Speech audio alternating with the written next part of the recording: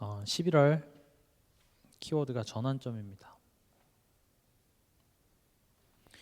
우리가 지금 우리 삶 속에 지금 요즘 이렇게 여러 가지 문제 사건들이 터지고 있는데 이것을 우리 스스로 개혁하고 이렇게 전환할 수 있는 전환점으로 삼지 못한다면은요 다 무너질 수밖에 없습니다. 우리가 그것은 성경을 통해서 익히 많이 들어온 내용들입니다. 시대마다 복음이 희미해지고 또 본질에서 벗어났다라는 증거로 죄의 열매들이 또 부패와 도덕적으로 해이해지는 열매들이 나타났습니다. 그런 열매가 나타났을 때 하나님께서는 그것을 개혁하고 전환점으로 삼는 그런 소수를 통하여서 하나님께서는 그 시대를 개혁하셨습니다. 그 시대마다 어떤 단체나 큰 조직을 가지고 하나님께서는 개혁하신 것이 아니라 소수였습니다. 밤나무 상수리 나무가 다 뱀을 당하여도 하나님이 세우신 그 거룩한 씨를 통하여서 하나님께서는 새로운 일을 해 나가셨습니다. 특별히 우리 10월 31일이 또 종교개혁 주일이고 그래서 굉장히 의미가 있는 것 같습니다. 그래서 저도 많이 결단을 했습니다. 그래, 이런 시기에 내가 내 자신을 먼저 개혁하자. 또 내 신앙생활에 있어서 전환점으로 삼자. 저는 그런 결단들을 하면서 이번 주 말씀을 묵상을 했습니다.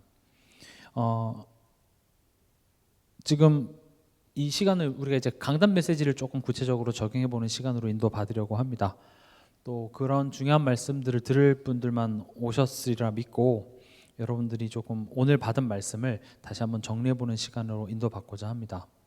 오늘 우리가 봤던 사무엘상 7장 3절에 보면 만일 너희가 진심으로 여호와께 돌아오려거든 이방 신들과 아스타롯을 너희 중에서 제거하고 너희 마음을 여호와께로 향하여 그만을 섬기라 이렇게 말하고 있습니다. 아까 제가 강단에서도 말씀드렸다시피 이 개혁을 이끄시는 분은 하나님이십니다. 그리고 이 개혁을 위해 하나님께서는 한 사람을 부르시는데 그게 우리입니다. 나입니다. 그러면요 어떤 사람이 개혁을 위해 부르신 자냐? 첫 번째로 하나님만 믿어야 하는 이유를 아는 자입니다.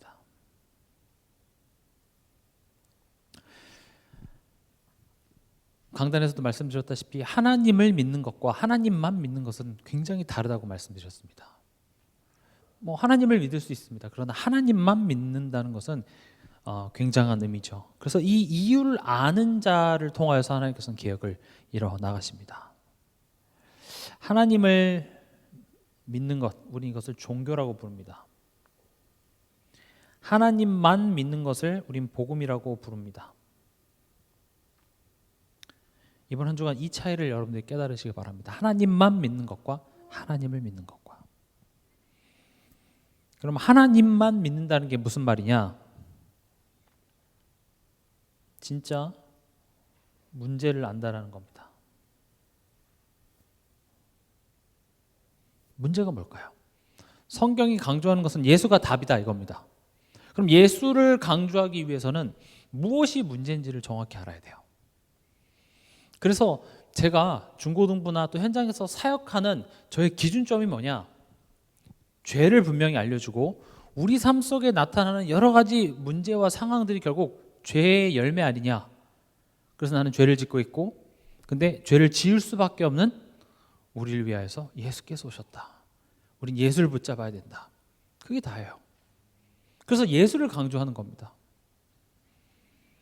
진짜 문제를 아는 자는요 예수만 믿어야 된다. 이 말에 아멘 할 수 있죠. 하나님을 믿는다는 게 나쁜 것은 아니나 하나님도 믿고 이것도 믿고 저것도 믿고 그건 하나님을 믿는 게 아닙니다. 진짜는요 하나님만 믿는 겁니다. 하나님만이 우리를 구원하실 수 있다는 사실을 아는 것이죠. 그럼 진짜 문제가 뭡니까? 바로 죄입니다. 여러분 죄를 올바로 알아야 됩니다. 죄를 어떻게 정의하고 어떻게 이해하느냐에 따라서 신앙 색깔이 되게 달라집니다. 지금 최근에 우리 교단 안에서 벌어지는 이런 많은 문제들이요 막 서로 다투는 그런 논쟁점들이 뭐냐면 죄에 대하여서 다 모호해요. 성경에는요, 이렇게 표현하기를 이것도 죄 저것도 죄 이렇게 좀 포괄적으로 이야기하는 부분이 있어서 좀 헷갈리는 부분이 있을 수 있습니다만은 우리가 죄에 대해서 분명히 기준을 잡는 게 중요합니다. 어떤 분은 성경 그 문자 그대로 다 지켜야 된다 이렇게 얘기하는 사람들도 있어요. 나를 밀리 있다고 생각합니다. 그럼 반대로 문자 성경에 죄라고 얘기한 것만 다 지키면 괜찮습니까? 성경에 보이스피싱 하지 말라 이런 말 없잖아요. 그럼 보이스피싱 해도 되나요? 아니죠. 마약하지 말라 그런 말 없었잖아요. 그럼 마약해도 되나요? 그러니까 이게 문자적으로만 해석하게 되면 또 그런 오류를 범하게 되기도 하고요. 근데 우리가 지금까지 배운 것은 이렇게 원죄와 그리고 이렇게 자범죄 이렇게 구분을 합니다. 성경은 이 두 가지를 다 이야기하고 있어요. 근데 그 죄를 다 지켜야 된다 이런 차원이 아니라 이 죄의 근원이 되는 원인이 되는 원죄와 거기서부터 파생되어지는 자범죄로 나뉩니다. 그럼 당연히 중요도를 따지면 이 부분이 제일 심각하겠죠. 원죄가 문제가 되겠죠. 이 자범죄에 대한 부분을 알게 하는 것이 이제 율법을 통해서 이런 것을 지키라라고 정해놓은 게 자범죄입니다. 그러나 자범죄는 그것 자체를 지켜야만 한다라는 차원에서 존재하는 것이 아니라 죄를 알게 합니다. 그래서 저는 이 자범죄를 죄의 열매라고도 많이 설명을 합니다. 증상인 거죠.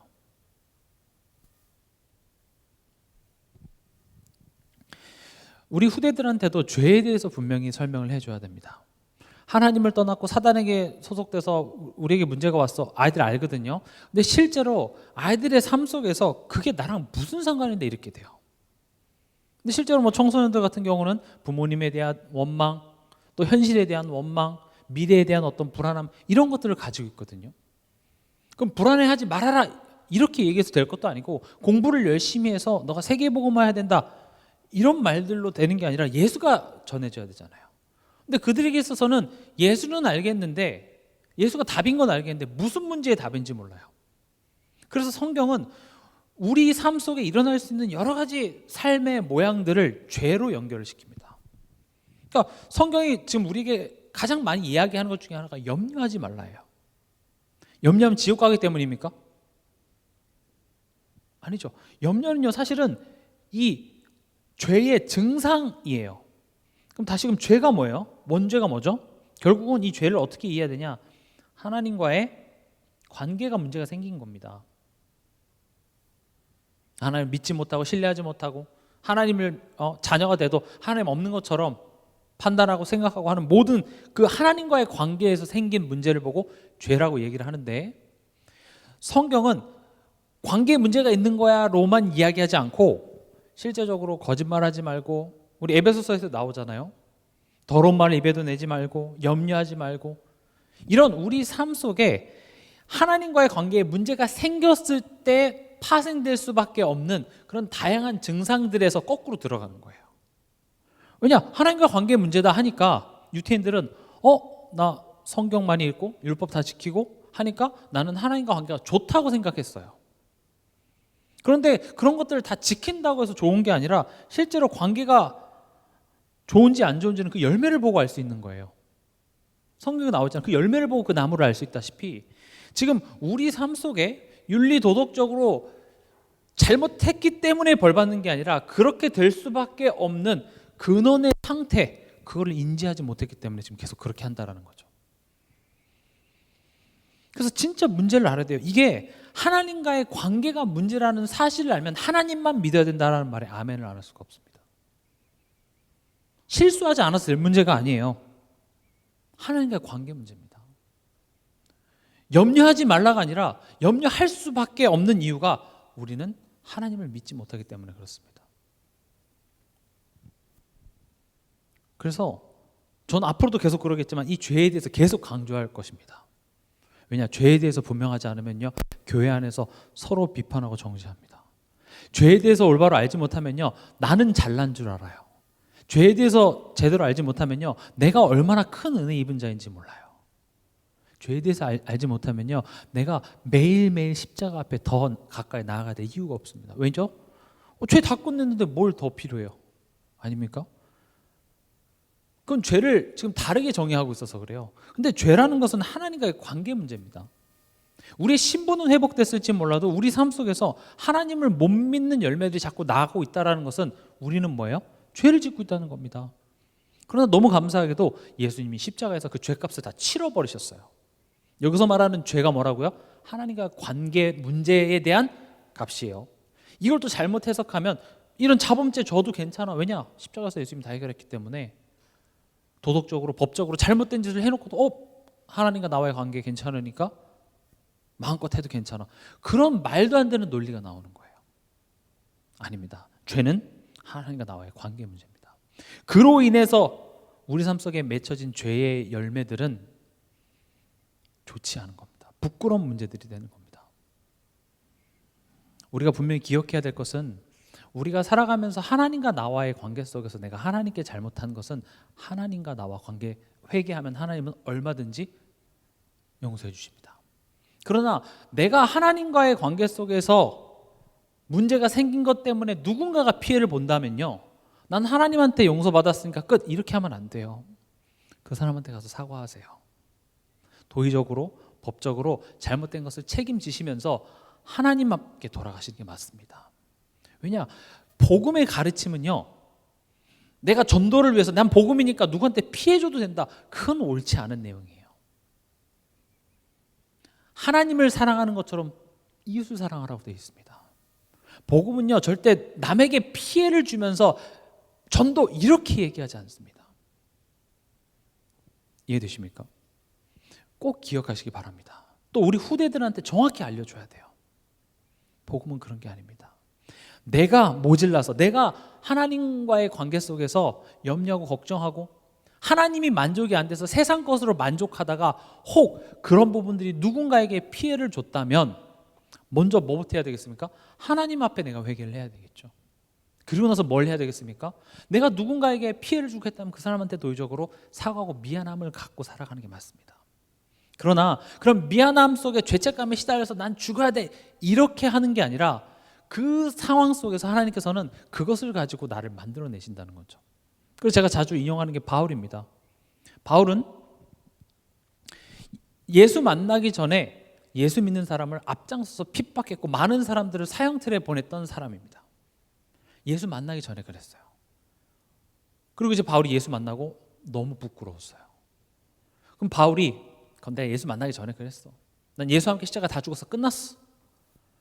그래서 유가족들 앞에서 끝났어, 괜찮아. 뭐 다 끝났는데 왜 나한테 지금 뭐라 그래? 이런 자세를 취했겠습니까? 아니죠. 바울은 미안한 마음이 있었습니다. 내가 빚진 자라고 합니다.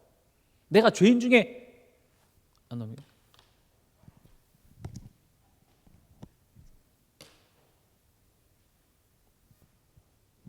내가 내 자신을 내가 죄인 중에 괴수다.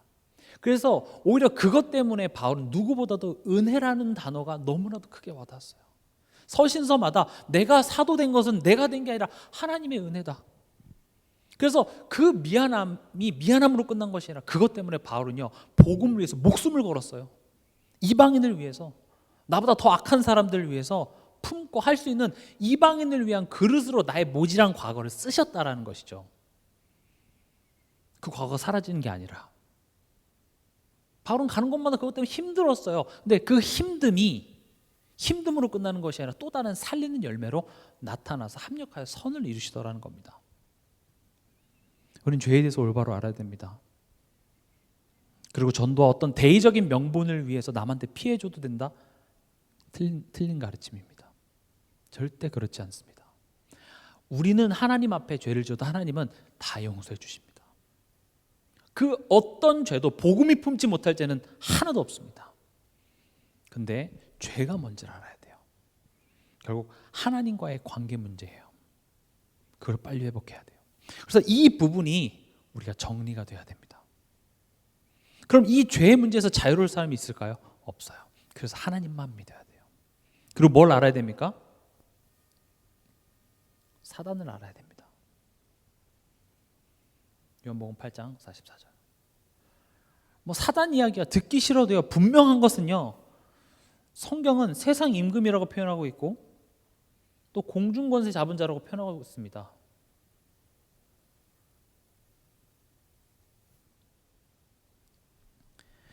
실제로 불신자들을, 그들의 인생과 운명을 붙잡고 저주와 재앙을 가져다 주는 자가 있어요.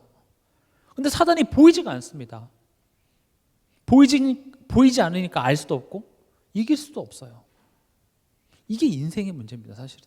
우리 가문에 대대로 내려온 이런 영적인 것도 모르죠. 그냥 이런 불운이 어디서부터 왔을까 모릅니다. 사단이 가져다 주고 있어요. 그걸 알려주는 데가 없어요. 성경이 그걸 얘기하고 있습니다.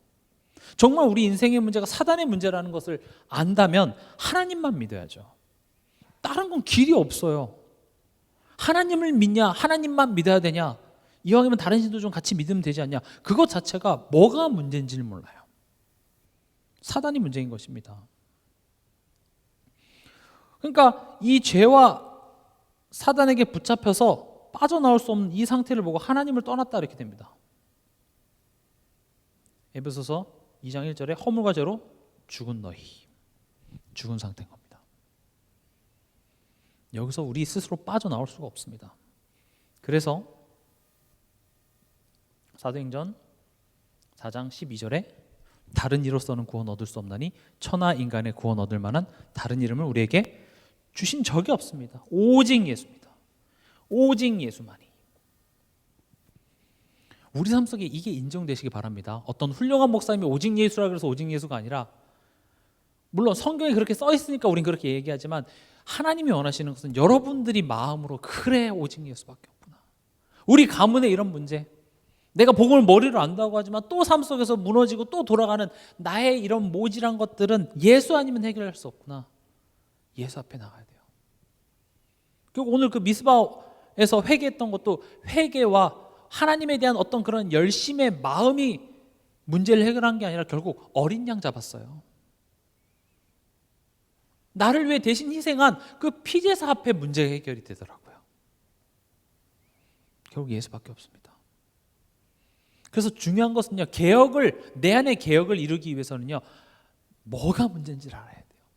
남 이야기 하기 전에 내 안에 정말 죄와 나의 죄성과 사단에게 내가 자꾸 틈을 내주는 이런 나의 체질들을 자꾸 하나님께서 드러내셔서 나로 하여금 자꾸 예수 앞에 나가게 하세요.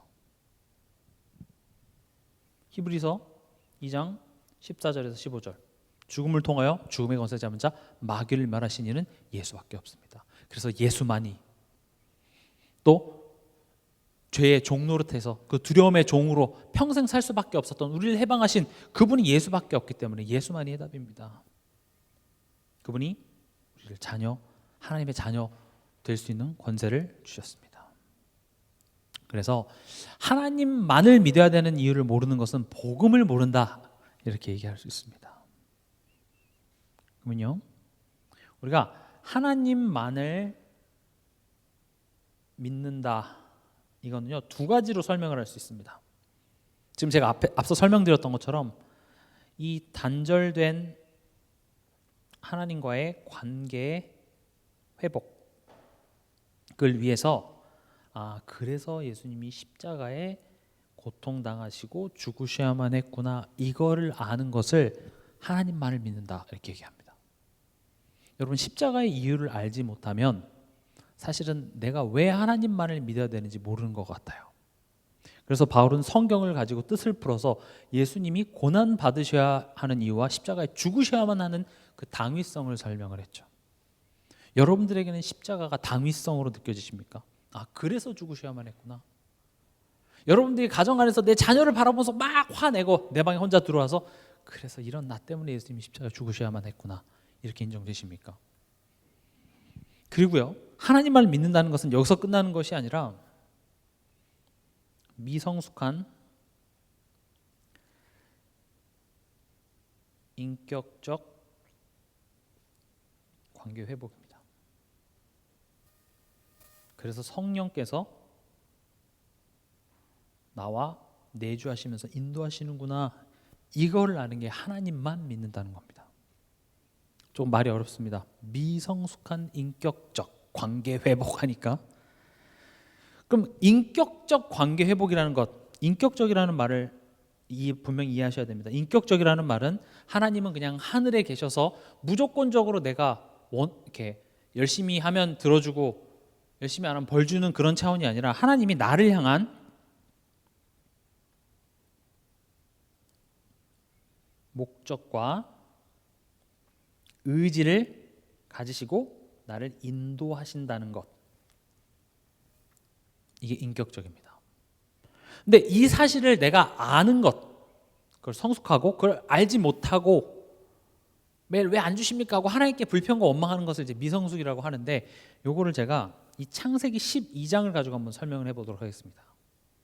우리가 잘 아는 창세기 12장 1절에서 3절입니다. 이건 무슨 내용이죠? 하나님이 아브라함을 부르시면서 하시는 내용이죠. 1절에 보면 뭐라고 얘기하시냐? 갈대아 우르에서 나와. 그리고 내가 내게 보여줄 땅으로 가라 하면서 거기서 꺼내십니다. 그리고 2절은 뭐라고 얘기하십니까? 내가 널 복으로 만들 거야. 3절은 뭐라고 얘기하십니까? 너를 축복하는 자에게는 내가 축복하고 너를 저주하는 자에게는 내가 저주한다. 지금 이 내용이 사실 엄청난 내용이거든요. 그러니까 지금 이 내용을 통해서 내가 너를 그냥 즉흥적으로 불러낸 게 아니라 갈대아 우르 사람 중에서 네가 제일 괜찮더라 해서 부른 게 아니라 애초에 하나님은 계획을 가지고 부르셨어요. 그리고 그냥 하나님의 목적을 이루기 위한 수단으로 부른 것이 아니라 아브라함아 난 널 복으로 만들 거야. 하나님이 분명히 나를 향한 목적을 갖고 계십니다. 그러면 사실은 말이 내가 그 목적을 이루는 데 있어서 혹 누가 방해하면 내가 저주할 거야. 혹 그걸 도와주잖아? 내가 그 사람 축복할 거야. 이건 뭘 의미하냐? 의지입니다. 난 그걸 반드시 이뤄낼 거야.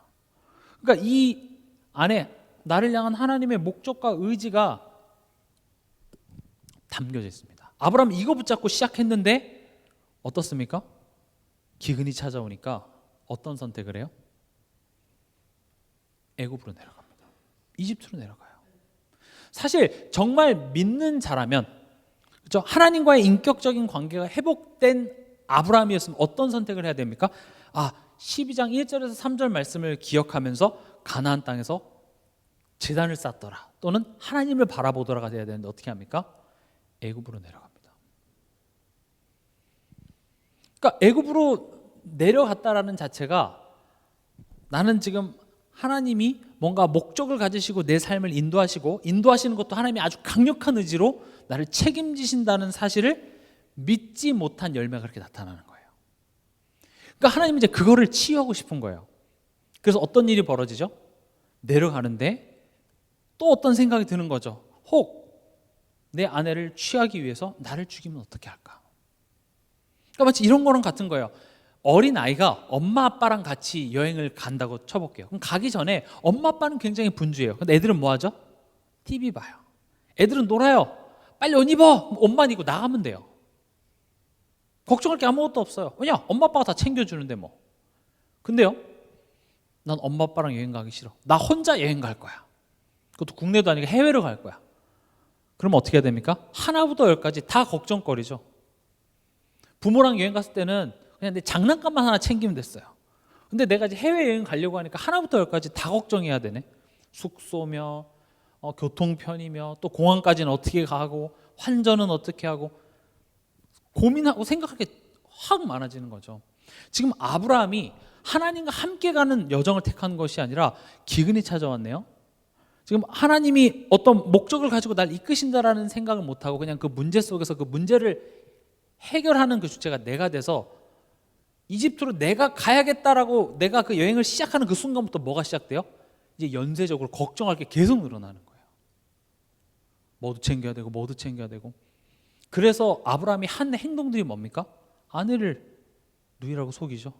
그건 부부간에 할 짓이 아니죠. 그리고 거짓말합니다. 그리고 거짓말해서 바로에게 아내를 주죠. 그리고 그 대가로 금은보화를 받죠. 그걸 보고 결혼 사기 이렇게 얘기합니다. 그것도 한 나라의 왕한테 결혼 사기를 치고 또 왕한테 거짓말한 건 지금으로 따지면 법을 어긴 거예요. 불법을 저지른 거잖아요. 그러니까 윤리, 도덕, 법적으로 다 나쁜 열매가 맺혀지는 거예요. 근데 지금 하나님은 아브라함을 뭘 지적하십니까? 너 어떻게 아내한테 그럴 수 있어? 너 어떻게 법적으로 불법을 저지를 수 있어? 잘못한 거 맞습니다만은 지금 아브라함 시작의 단계예요. 믿음이 연약하니까 하나님은 그런 상황 속에서 너가 나를 믿지 못했다는 것을 깨닫게 하시면서 결국 제단을 쌓게 만들어요. 근데 이것은 계속 그런 식으로 봐주진 않습니다. 지금 제가 말씀드리고자 하는 것은 이런 식으로 우리 삶 속에 하나님은 진짜 죄가 뭔지를 알게 해서 결국 죄가 뭔지 몰라서 하나님 믿지 못해서 그런 우리 삶 속에 불필요한 우리만의 대책들이 만들어지더라는 것이죠. 그러니까 이제 하나님이 난 그렇게 널 만들 거다 했는데 못 믿으면 얘 안 되겠다 하고 포기하시면 서로 속이 편한데 하나님은요 포기를 안 해요. 끝까지 그걸 이끌어내세요. 또 이끄시는 방법도 강압적으로가 아니라 내가 깨달을 때까지 계속 설득하세요. 때론 말로 설득이 안 되면 어떻게 합니까? 그래 네가 한번 넘어져 봐. 그래 네가 한번 딴 데 가봐. 고생해서 네가 다시 돌아와. 기다릴게. 그러니까 이게 40년 광야도 있는 것이고요. 힘든 거예요. 그래서 하나님은요 오늘 우리가 강단에서 들었듯이 블레셋을 허락하십니다. 하나님은요 이런 문제와 어려움을 가지고 일하십니다. 꼭 기억하시기 바랍니다. 우린 하나님이 이런 문제와 상황과 사건을 가지고 일하신다는 것을 성경을 통해서 많이 봤지만 막상 내게 닥치면요 우리는 어디에 빠지냐? 옳고 그름의 문제에 많이 빠집니다. 누가 옳고 누가 틀리고 하나님 이건 제가 틀렸잖아요. 그러니까 누구 탓을 하게 되고 원망하게 되는 것이죠. 이게 뭐 첫사람 아담에게서 보여졌죠. 하나님이 만드신 저 여자 때문에. 그리고 또 이것을 영적인 눈으로 본답시고 모든 것은 사단. 맞습니다. 사단이 역사하는 거 맞아요. 그러나 우린 뭘 확실히 붙잡아야 되냐? 마귀의 일을 멸하신 그리스도입니다. 사단은 피조물이고 하나님은 창조주십니다. 욥을 시험하는 데 있어서 사단이 하나님께 와서 허락받고 합니다. 하나님은 사단이 하는 일에 당황하시고 하나님이 하신 일을 못하시지 않습니다. 어떻게 보면 성경은 사단에게 악령에게 잡힌 자들을 하나님께서는 허락하셔서 그들을 통하여서 하나님의 일을 하시고 있다는 것을 굉장히 많이 보여주고 있습니다. 그러면 세상이 귀신에 들린 자가 우리를 공격한다고 해도 우린 두려워할 필요가 없습니다. 그 상황 속에서 맞고 틀리고 이야기해봤자 애초에 논리가 다릅니다. 우리가 맞다고 하는 것은 복음이 맞습니다. 하나님이 살아계신 게 맞습니다. 그러나 세상은 그것을 믿지도 못하고 있습니다. 철저히 이해관계와 돈, 나에게 이익되는 것에 움직이는 세상 속에서 맞고 틀리고 그 말 자체가 말싸움 해봤자 입만 아픕니다. 중요한 건 뭡니까? 하나님은 하신다는 겁니다. 하나님은 여러분들에게 목적하신 것을 반드시 이뤄내십니다. 그러니 낙심하지 마세요. 물론 내가 너무 틀린 게 없는데 억울함을 당하면 그거 굉장히 힘듭니다. 속이 터집니다. 그래서 하나님한테 힘달라고 기도하세요. 하나님이 힘주십니다. 하나님이 그 길을 걸어가게 하십니다. 때론 아들이 너무 힘들다 그러면 그래 좀 쉬었다가 하나님은 우리에게 쉼도 주십니다. 하나님은 그렇게 매정하신 분이 아닙니다. 하나님 좀 쉬었다 갑시다 하면 그래 좀 쉬게 해주십니다.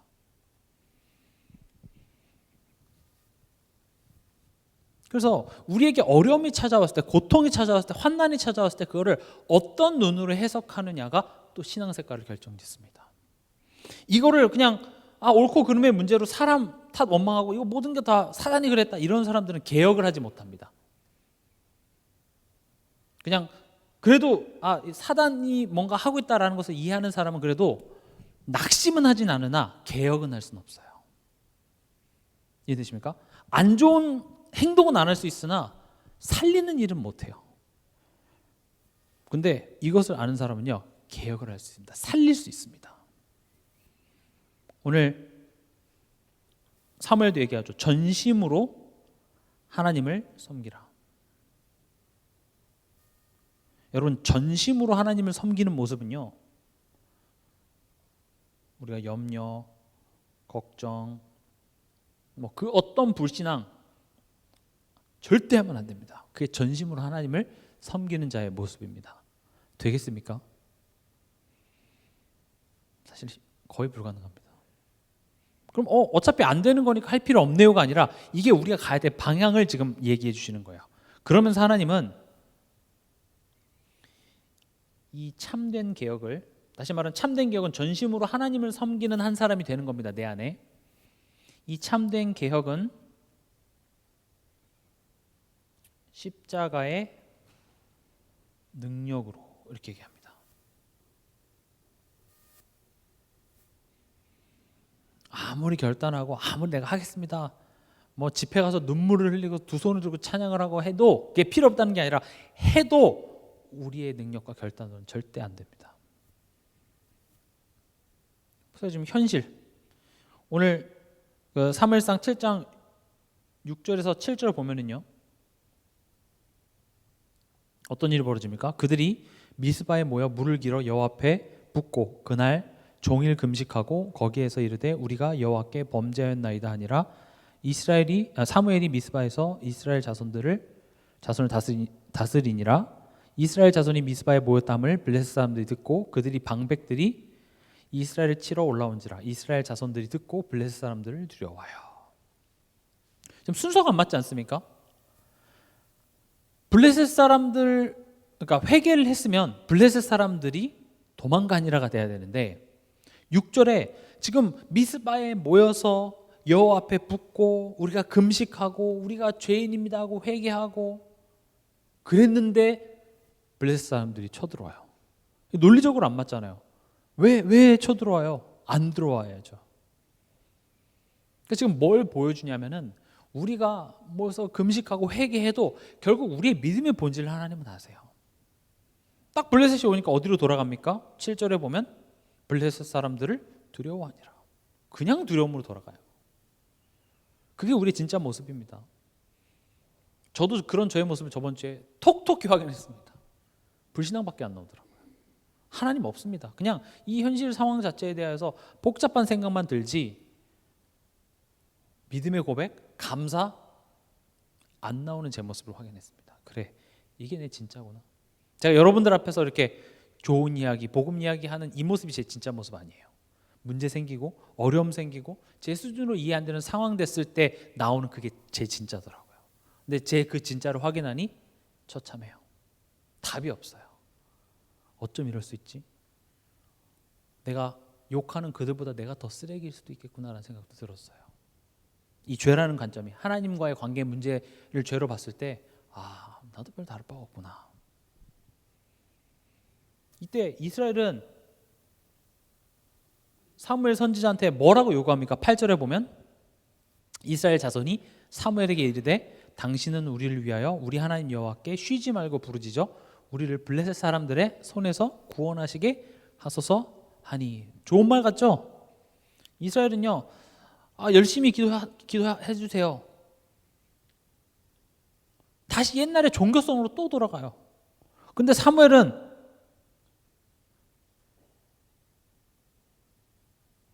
뭘 합니까? 그래, 내가 더 열심히 한번 기도해 볼게. 40일을 작정해서 금식을 해보자. 이렇게 하지 않고 사무엘은요, 어린 양을 잡습니다. 이게 다른 겁니다. 지금 제가 앞에 설명드렸다시피 원리예요. 그렇게 돼야 돼요. 그러나 실제적으로 우린 그것을 해낼 만한 능력이 없어요. 현실로 돌아가면.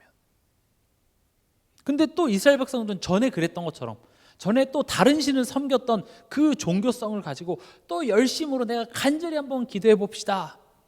이 말 오해하지 마세요. 간절히 기도하는 게 나쁘다라는 말이 절대 아닙니다. 그리스도 없는 열심을 이야기하는 거예요. 그리스도의 그 십자가의 능력을 모르는 치성과 열심은 능력이 없습니다. 사무엘은 9절에 젖 먹는 어린 양 하나를 가져다가 온전한 번제를 여호와께 드렸습니다. 거기에 여호와께서 응답하십니다. 염려 안 하는 나의 실력을 가지고 하나님은 응답하시지 않습니다.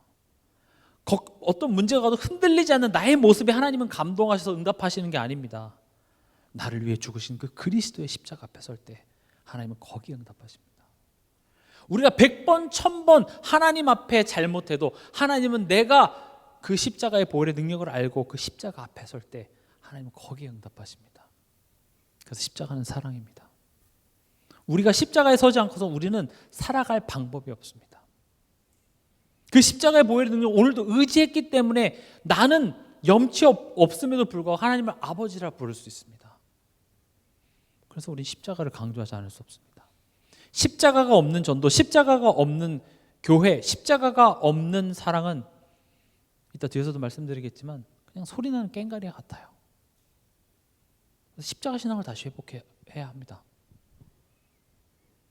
또 정확히 말하면 우리가 예수님을 의지했기 때문에 응답을 해주셨다로 이해하기보다는요, 예수를 의지하는 그것을 하나님 원하시는 거예요. 그게 목적입니다. 보니까 예수님을 의지했더니 언약을 붙잡았더니 이거 좋은 거 주시네. 맞긴 맞는데 그럼 우리의 목적은 어디에 있어요? 내가 원하는 걸 이루는 거죠. 그 원하는 것을 이루기 위한 수단으로서 예수를 의지합니다가 된다고요. 그렇게라도 하셔도 괜찮아요. 그러나 하나님이 더 원하시는 것은 하나님의 목적이 어디냐? 예수를 의지하는 것에 있습니다. 안 좋은 일이 있어서 슬픈 일이 있어서 예수를 의지합니까? 복된 사람입니다. 때론 내가 이해할 수 없어서 예수님 앞에 부르짖으러 나왔습니까? 복된 사람입니다. 우리 복음 편지 읽을 때도 있잖아요. 왜 인간은 행복이 없는가? 하나님 떠나서 그래요. 그럼 왜 하나님 만날 수 없는가? 영이시기 때문에 우리 힘으로는 만날 수 없어요. 누구를 통해서만 만날 수 있습니까? 예수를 통해서요. 그래서 내가 예수를 의지하고 하나님을 만나고 하나님의 마음이 내게 전달될 때 세상에 줄 수 없는 평안함이 내게 찾아오는 것입니다. 그때 내가 깨달아집니다. 그래 내가 행복자구나.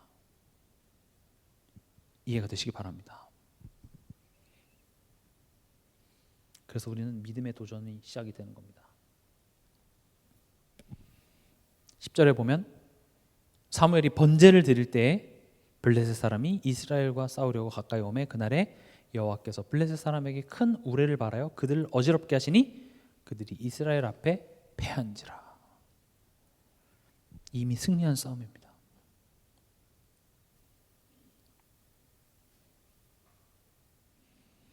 우리는 싸워서 이기는 것이 아니라 예수 그리스도께서 십자가에서 이미 승리해 두신 그 싸움을 싸우는 것입니다.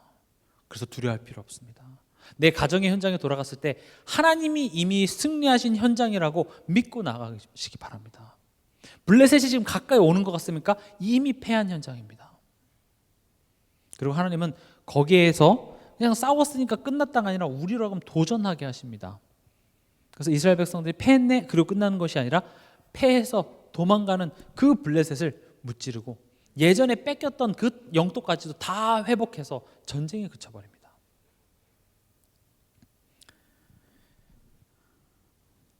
우리가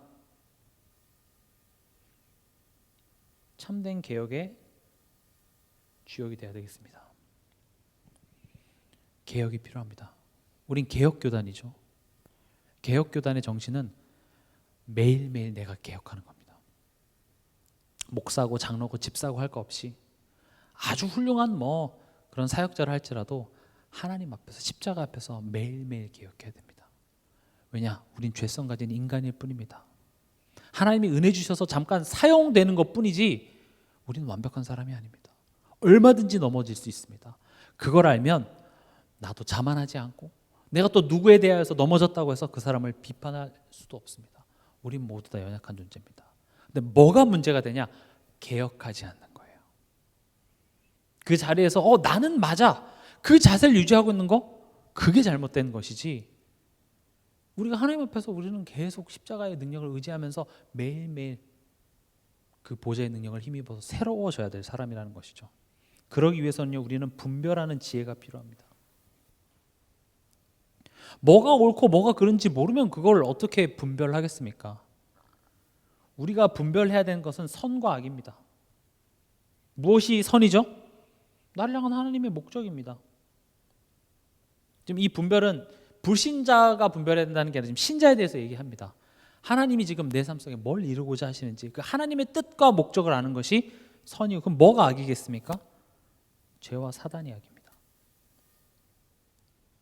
우리는 내 주장과 너 주장을 가지고 옳고 그름을 판단하는 게 아니라 우리의 싸울 것은 혈과 육에 대한 것이 아니라 눈에 보이지 않는 사단, 우리를 죄를 짓게 만드는 이 영적 세력과의 싸움이기 때문에 우린 때로는 내가 주장을 했는데 저 사람 주장 때문에 내 주장이 묻힐 때 속상할 수 있습니다. 자존심이 상할 수 있습니다. 그러나 우린 그걸로 싸우는 게 아닙니다. 우린 선과 악을 분별하여 개혁해야 됩니다. 그 개혁은 오늘 말씀드렸던 것처럼 우리가 읽었던 본문처럼 고린도전서 13장 1절에서 3절에 보면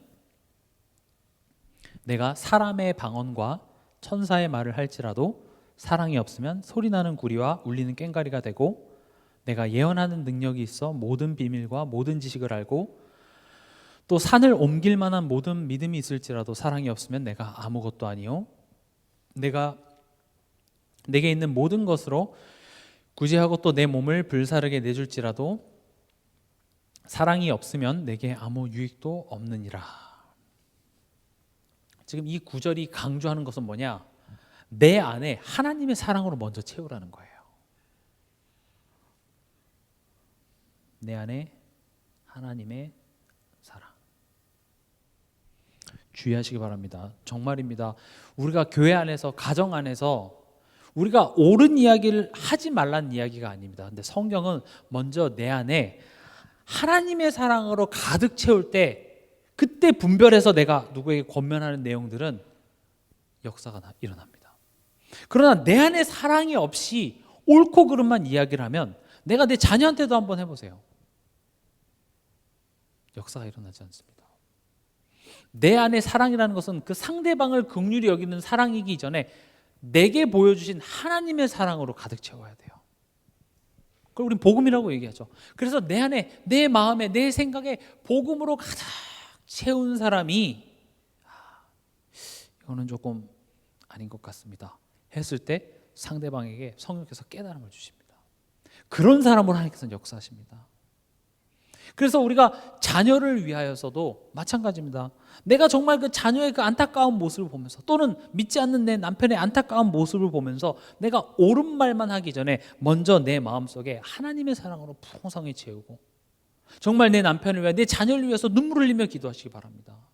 교회를 위하여서 옳고 그름을 얘기하기 전에 교회를 위해서 눈물을 흘리면서 기도하시기 바랍니다. 저는 이번에 회개했습니다. 내가 우리 교단을 위해서 내가 기도하지 않은 것이구나. 그래서 회개했습니다. 내가 기도하지 않았네. 내가 기도하지 않고 내가 옳고 그름 그것만 판단하고 있었네. 그래서 제 잘못 같더라고요. 여러분들도 여러분들의 가정을 보면서 내가 정말 이 가정을 두고 내 자녀를 두고 정말 눈물을 흘리면서 기도한 적이 있는가?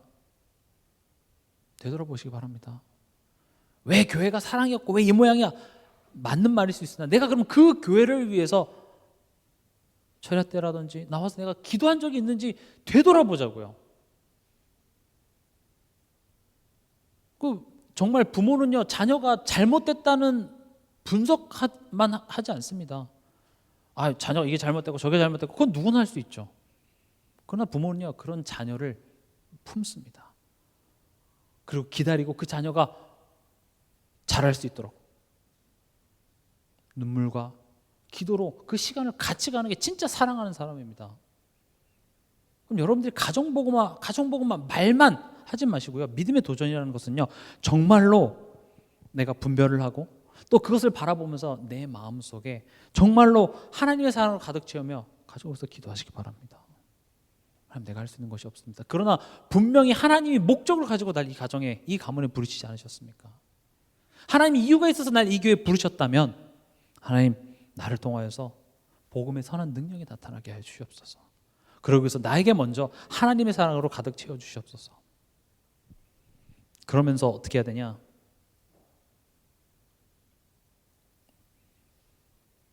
결국 말씀 앞에 서십시오.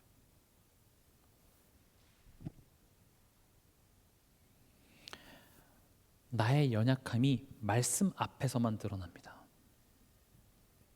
그래서 루터가 종교개혁을 하면서 잘못됐다 말만 한 게 아니라 성경을 번역했어요.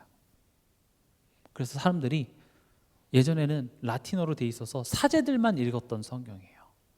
그래서 유럽 교회 가면은 이 천장이나 보면 스테인글라스로 그 성경의 한 장면들이 있습니다. 왜 그러냐? 사람들이 그땐 성경을 읽을 수가 없어요. 그래서 그림으로 시청각 자료예요. 아, 예수님이 저렇게 십자가에 못 박았구나. 아, 저런 일이 있었구나. 왜냐, 성경을 읽을 수가 없어요. 그러니까 성경을 못 읽으니까 말씀 앞에서 분별도 안 되고, 그렇죠? 그냥 그 사제가 얘기하는 그 이야기만 따라 듣고 신앙생활을 한 거예요. 그러다 보니까 교황이 면죄부 팔고 성전 막 크게 짓기 위해서 너네 부모가 지금 지옥에 갔는데 중간에 연옥 이런 거 만들어가지고 돈 내면 천국 갈 수 있고 안 내면 지옥 가고, 그런 것들을 만드는데 성경으로 확인할 길이 없잖아요. 그러니까 사람들이 그냥 거기에 다 휩쓸려 가게 되는 거죠. 그래서 루터는요, 종교개혁 잘못됐다라는 그 반박문을 받고 비판만 하고 끝난 것이 아니라 실제적으로 그 성경을 번역하는 일들을 했어요. 그리고 사람들이 말씀 앞에 서기 시작합니다. 성경을 읽기 시작합니다. 그래, 성경에 써있네. 믿음으로 구원받는다고. 그 믿음은 하나님의 은혜로 말미암은 것이네.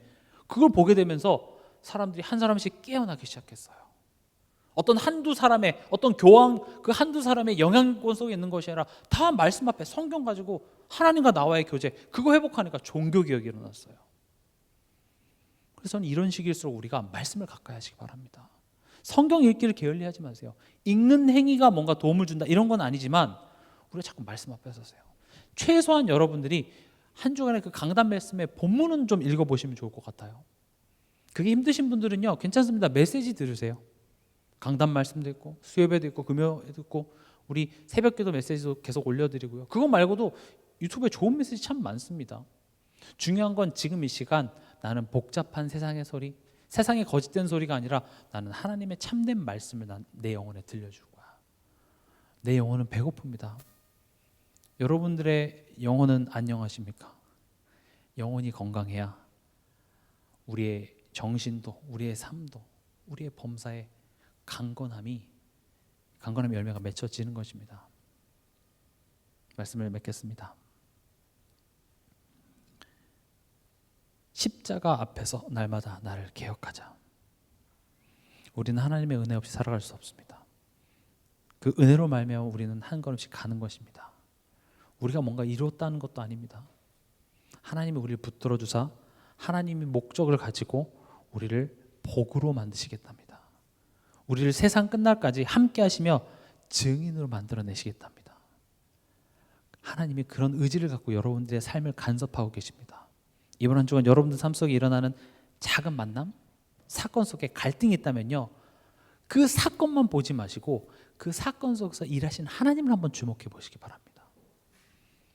그럴 때 하나님께서는 여러분들 마음속에, 여러분들의 삶 속에 엄청난 그런 개혁들을 이루실 줄 믿습니다. 이번 한 주간도 이 말씀 붙잡고 승리하시는 한 주간 되시길 주님으로 축원합니다.